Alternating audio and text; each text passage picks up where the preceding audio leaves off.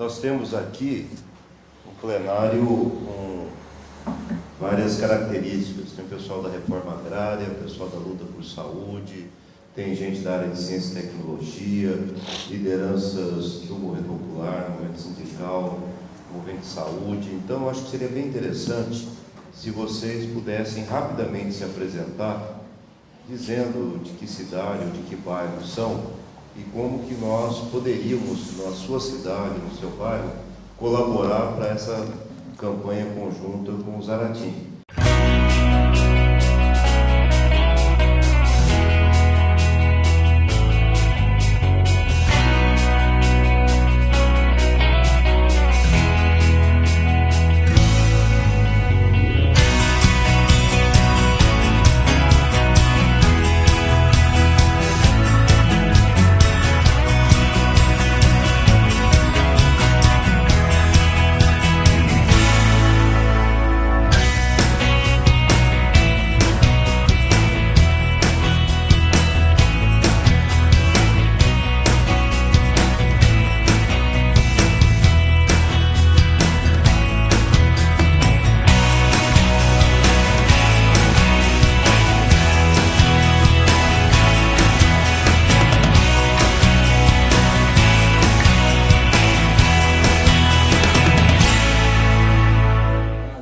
Aqui ao Nélio por ter chamado essa reunião, né?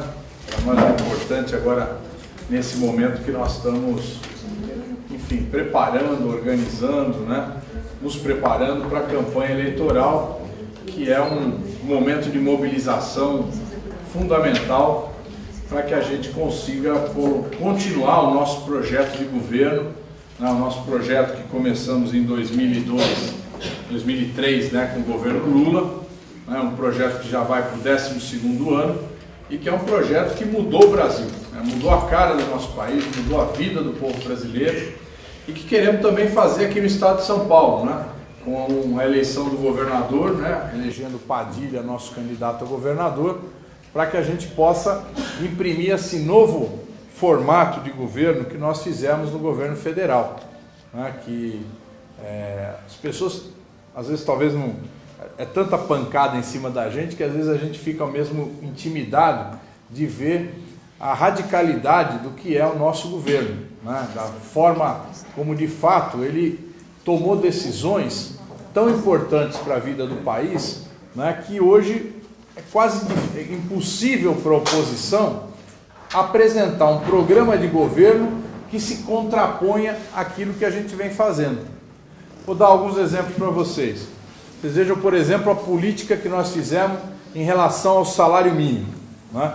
Nós aprovamos uma lei que todo dia 1º do ano o salário mínimo é reajustado pela inflação do ano anterior, mais o aumento do PIB do ano anterior àquele.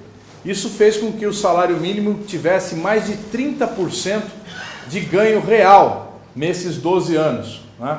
E esse aumento, esse ganho real, né, foi fundamental para que a gente tivesse a inclusão de milhões de pessoas que estavam numa situação de miséria, fossem para aquilo que a gente chama de classe média, né?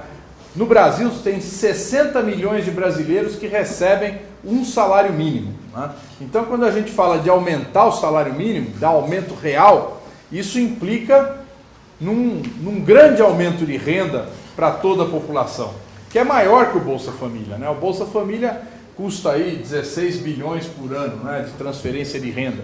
O salário mínimo é muito mais do que isso, né? E é esse salário que garantiu um aumento do poder de consumo da população em larga escala, gerou empregos, né, no comércio, gerou empregos na indústria, reduziu o desemprego de 12% no último ano do Fernando Henrique para 5% agora, nesse mês de fevereiro, o último, né? E isso fez com que aumentasse a renda do conjunto da população.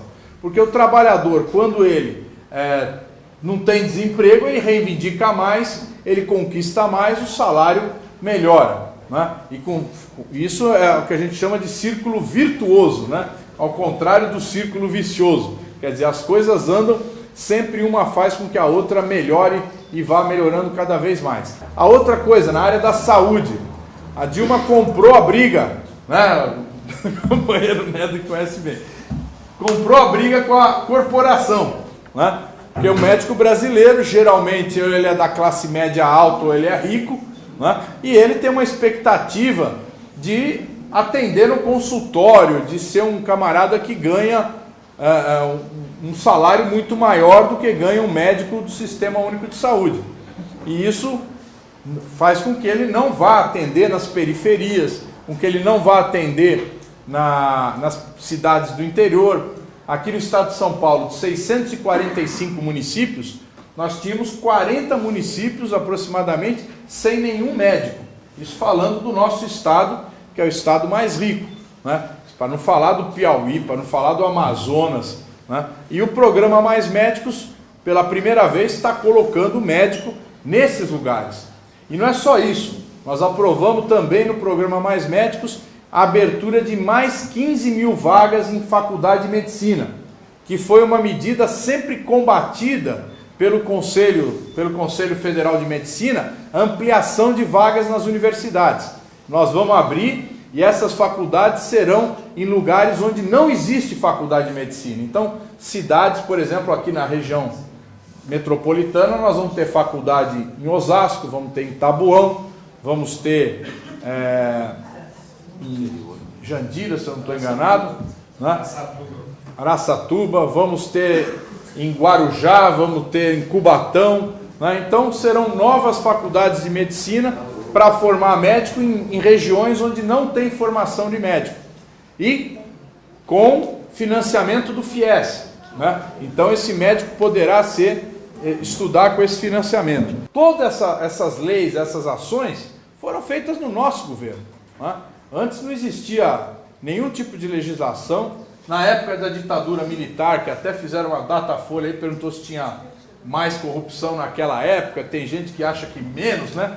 Mas naquela época quem denunciava a corrupção é que era preso, né? Não era o corrupto que era preso, era quem denunciava a corrupção. Então o cara ia em cana, né? Depois no governo Sarney, no governo Collor, no governo Itamar, no governo Fernando Henrique, não houve nunca nenhuma ação efetiva de combate à corrupção. Então, é uma coisa que a gente, no nosso governo, nós fizemos todas essas coisas, e aqui a gente pode depois citar as inúmeras ações que a Polícia Federal fez aí para combater. Então, gente, a gente trabalhou muito nesses projetos, né? E que são projetos que a gente acha que tem uma importância grande. Um outro projeto também que a gente trabalhou foi a questão do empreendedor individual, que é uma lei que não sei se vocês já ouviram falar, que permite que toda pessoa que trabalhe por conta própria possa abrir uma empresa, né? Então a manicure, a cabeleireira, o mecânico, o borracheiro, pintor, né? Todo mundo pode abrir uma empresa, ter o seu CNPJ, ter sua nota fiscal, pagar R$ 32,00 de imposto e estar quites com a Previdência Social, né? Então é um projeto também que foi elaborado por muita gente e tal, mas a gente também participou lá e agora estamos participando da luta aí para melhorar esse projeto, ver se a gente consegue abranger ainda mais. Então esse é um pouco aí do nosso trabalho, né, em breves palavras, e dizer o seguinte, né, para concluir, que eu acho que a gente tem uma relação muito positiva com o Néder, né, e temos, enfim, feito muitas lutas dentro do PT. A gente tem sempre batalhado muito para que o nosso partido avance, né? Avance não só do ponto de vista das eleições, mas avance também em termos do debate político, né? Que é uma coisa muito difícil. Quando a gente é governo, a máquina de governo, ela tem um peso sobre o partido que é muito grande, né? Geralmente ela suga o partido, né? Ela passa um rolo no partido. Então a gente tem que sempre procurar manter aí o debate dentro do partido, um debate vivo, né? Um debate onde a gente consiga também ter processos de renovação política que sejam importantes para o nosso país, né?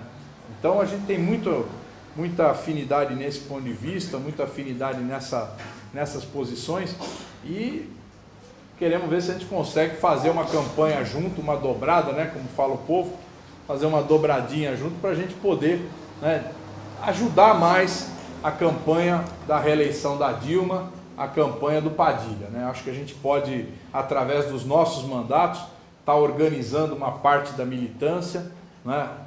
Disponibilizando os recursos, né? Colocando um time em campo para a gente ganhar essa eleição em São Paulo e no Brasil. Tá bom? Muito obrigado, gente.